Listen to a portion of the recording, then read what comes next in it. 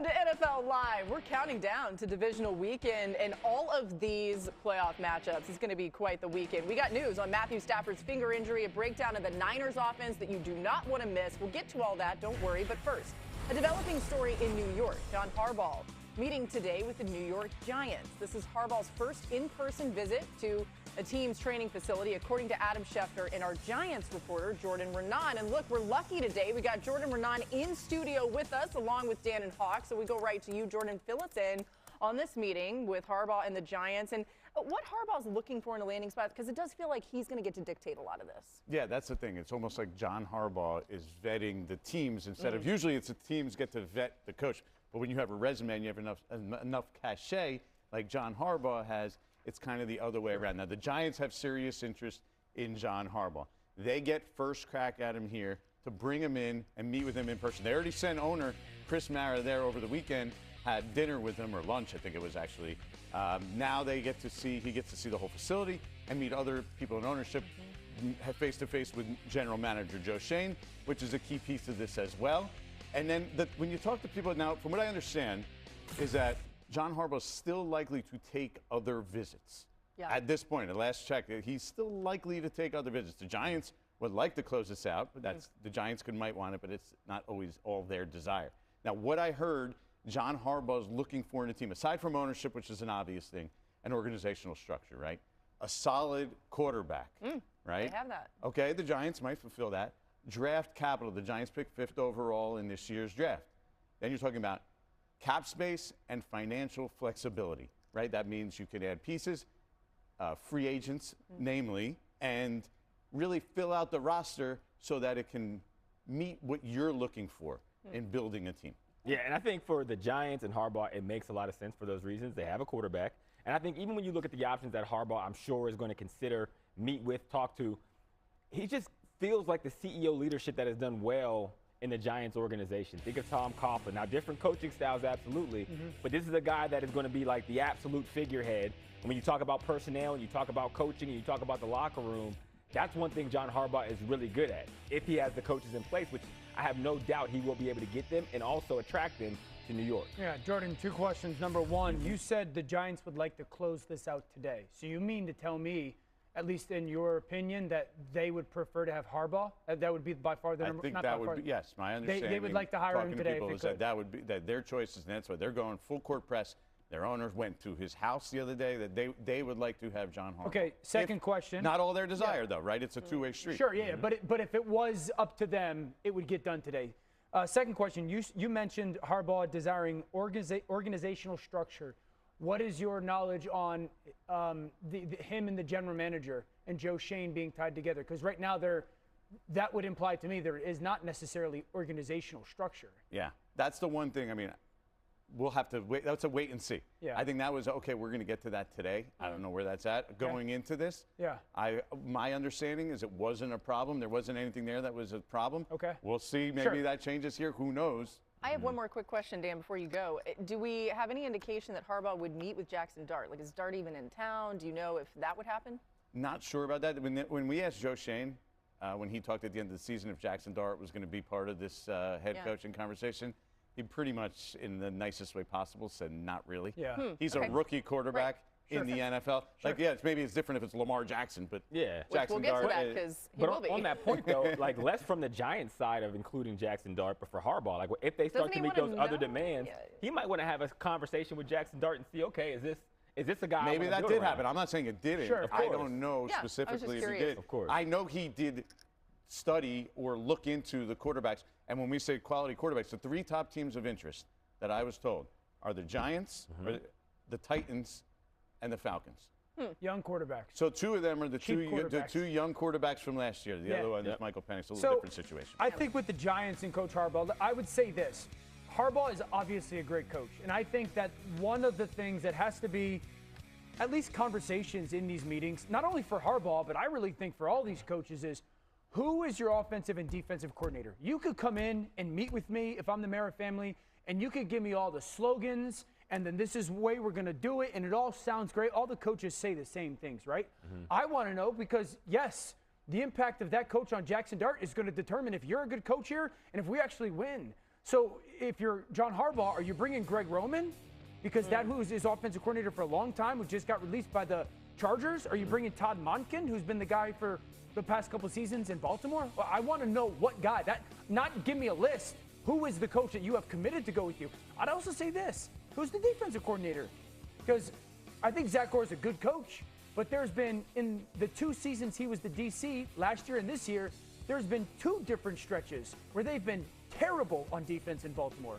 And so I think those have to be conversations that, yes, we want you, but it's not just coach. It should not be John Harbaugh and we'll figure it out. There has to be some names that get attached to this, and the biggest one should be the offensive coordinator. Well, most of the time when these coaches go into these meetings, they do have whatever their plan is, right? And so that should be presented today to the Giants as they continue on. Thanks so much to Jordan Renan for being here. Again, as Jordan's reporting, the potential top 3 for Harbaugh right now, the Titans, the Giants, and the Falcons. Do you know if he's going to go meet with Tennessee then? The plan as far as going into yesterday, and I even made a call coming into the show, was that it still looks likely that he's going to make other visits. Not sure which one, which place, if it's both or what, but that was the original plan. It was said to me, it's likely he's going to visit those 3 spots by the end of the week. Okay, and then, as you also told things us, could change. Yeah. The Giants would like to close this deal today, but it's not all up to them. Thanks so much, Jordan. Really interesting stuff. We'll keep an eye on all of this as this news continues to fly around. To the biggest news of the week, though, Mike Tomlin stepping down as the Steelers head coach after 19 seasons yesterday. New on NFL Live, Steelers owner Art Rooney spoke about it today. I was certainly willing to take another run at it next year with Mike. That's what I was expecting to talk about yesterday, but obviously went in a different direction. We're going to be an open book in terms of, who we look for and the list that we build. Could I sign up for another Chuck Noll or another Bill Cowher or another Mike Tomlin? Sure. Somebody that we feel fits that mold would be great, but for now, we're not going to kind of narrow the box too much. I don't know if it's a rebuild. I mean, it's a new coach, so there will be changes, and we'll have to all get comfortable with kind of the plan, whether you call it a rebuild or not. I don't like that word that much. We'll try to compete day one if we can. And Adam Schefter reporting today that the Steelers have requested interviews with Rams passing game coordinator Nate Scheelhaase. He's a name that's been flying around a lot. Yeah. Rams DC Chris Shula, GM Omar Khan will lead the head coaching search. Dan, how attractive is this Steelers job to potential coaches? It's the Pittsburgh Steelers, so it's a very attractive job. Is it flawless? No.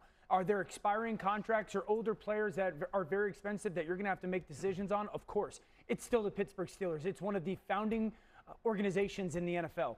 I think if you are the coach that is going to look at this football team and, okay, what is the most glaring problem? And how does it get fixed, or what has to get fixed immediately? It has to start at the age of the quarterback and a high-end player. If we just looked at the 7 quarterbacks in the AFC playoffs that are in this year, 25, 23, 26, 24, 29, 27. I'm not talking about Aaron's at 42. So, and by the way, I'm not mentioning Joe Burrow, who's 29, Patrick, who I believe is 30, Lamar, who's 29. So it's not that the Pittsburgh Steelers need to find a quarterback. They need to find their young quarterback, their next guy that when we put this list up next year, he's a 24-year-old. And so I think that's the starting point. And with Mr. Rooney saying, we want to compete as soon as possible if we can. You can't unless you get one.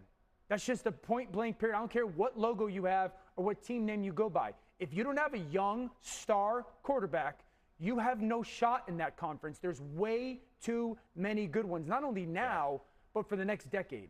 And how do you get there? I don't know. Jackson Dart was available last year, and we can see it that actually evolves into the version. Malik Willis. You said it yesterday, right? But that's a little bit, listen, that's a little bit of an unknown, right? There's a reality to that. It's a little bit like when you got Justin Fields. Not the same, right? But you're hoping that a guy that maybe people didn't feel the highest at in a certain moment could catch lightning in a bottle when you get to Pittsburgh. And that's why when you go for a head coach, you're going to have to get a CEO type, very similar to the Harbaughs, very similar to the Tomlins, because that's how we got in this situation. It's because they win so much, they're never in position for one of those clear-cut quarterbacks, right? So he has those winning seasons with Tomlin, but he has it with an aging Ben Roethlisberger, Kenny Pickett, Duck Hodges, Mason Rudolph, Justin Fields, Russell Wilson. You name it. So when you get a guy coming in here, Marcus said Signetti, I don't know how realistic that is. Pittsburgh what do you think guy, about LaFleur? I like if LaFleur it doesn't as well. get done in Green Bay, I like LaFleur as well. Yeah. I think there is a certain personality that locker room, that organization needs as like a staple. You know, I like Marcus Freeman. That's a name, college ranks, maybe unrealistic. I like Shula. You know, those kind of names, mentor out of Los Angeles. Yeah. Before this locker room, you're going to need that because there's no telling when you're going to be in position to get that young guy. And also, just in relation to that quarterback position, when you're hiring this new coach, that first year is huge. Yeah. And so, I mean, I'll use the New York Jets as an example. Aaron Glenn comes over, and everyone's very excited about Aaron Glenn and the hire at the New York Jets or with the New York Jets. And then the quarterback play just falls off. And there's other reasons, but it falls off. And now all of a sudden it looks like a complete mess. And so if you're the Pittsburgh Steelers, it might sound good to say, you know what, don't address the quarterback position right now. There's things in the future, this and that. And then all of a sudden you're staring 3-14 in the face and everything's a complete disaster and you're trying to play catch up. And so it's a very prominent position that I do think you have to try to address and be aggressive addressing and finding the young star. Yeah, you guys said this yesterday, but when they hired Mike Tomlin, the game was different. It's changed a lot even since then. One more interesting note from the press conference today. Art Rooney said this on Aaron Rodgers' future. Aaron came to play here for Mike. I think that will affect his decision. All right, we're just getting started on NFL Live. Glad you're with us today. The 49ers offense rolling at the perfect time despite the injuries. Dan and Hawk head to the touchscreen. They're going to talk about how Kyle Shanahan's schemes are putting points on the board. Shanahan has just been scheming with the best of them. Plus, the Texans went from one of the worst organizations in football to legitimate playoff contenders, maybe Super Bowl contenders. Dan's going to talk about exactly how that happened, why the rest of the league should be taking notes. That's coming your way. NFL Live is brought to you by National Geographic's Pole to Pole with